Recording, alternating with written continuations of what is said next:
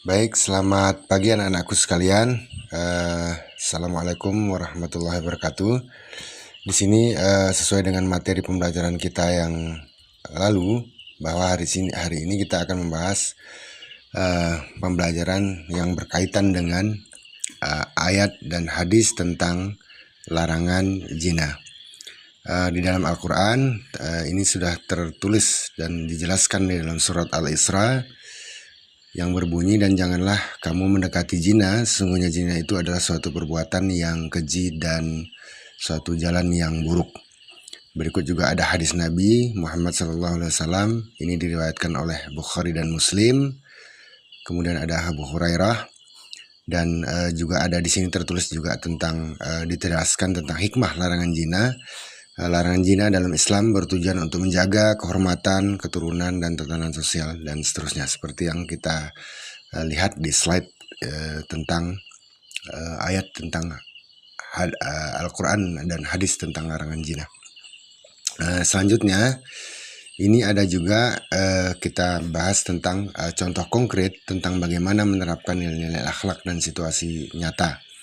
Di sini sudah jelas diterangkan, menerapkan nilai-nilai akhlak dalam situasi nyata memerlukan kesadaran, komitmen, dan usaha secara terus-menerus.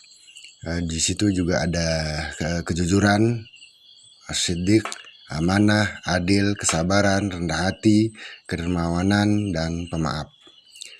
Baik, selanjutnya kita berbicara tentang dampak pergaulan bebas dan zina.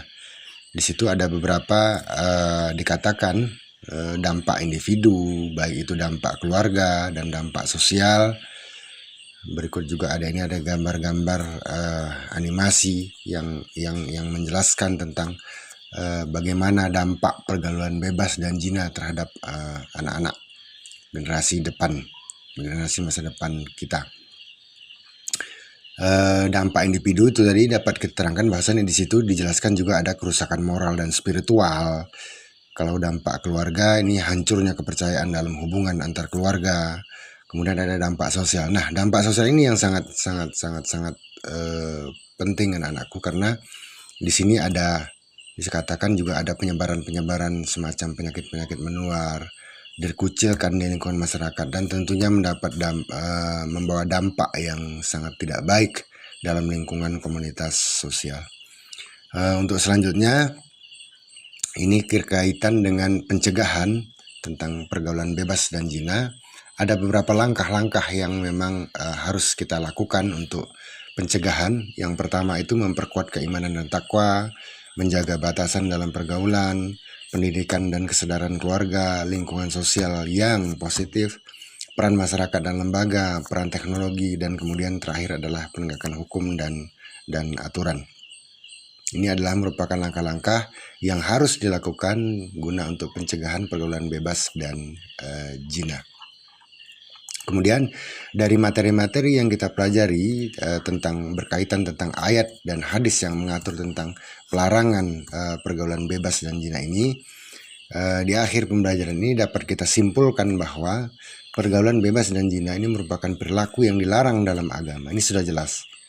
Utamanya dan wabil khususnya adalah agama Islam. Nah, ini tentang ayat dan hadis, ketentuan-ketentuan yang mengatur tentang pelarangan pergaulan bebas dan ini sudah jelas. Yang kedua adalah dampaknya sangat merugikan bagi individu maupun masyarakat, dan yang terakhir adalah pentingnya pencegahan melalui pendidikan agama, pengawasan orang tua, dan lingkungan yang tentunya harus sehat. Nah, baik anak-anakku sekalian, inilah kesimpulan daripada seluruh materi kita yang berkaitan dengan pergaulan bebas dan zina, dimulai dari awal materi sampai dengan kesimpulan yang sudah kita buat dan kita sampaikan. Tentunya ini bisa menjadi gambaran dan penjelasan bagi kita bagaimana pentingnya tentang norma-norma, aturan-aturan yang melarang, bahkan untuk mencegah pergaulan bebas dan zina.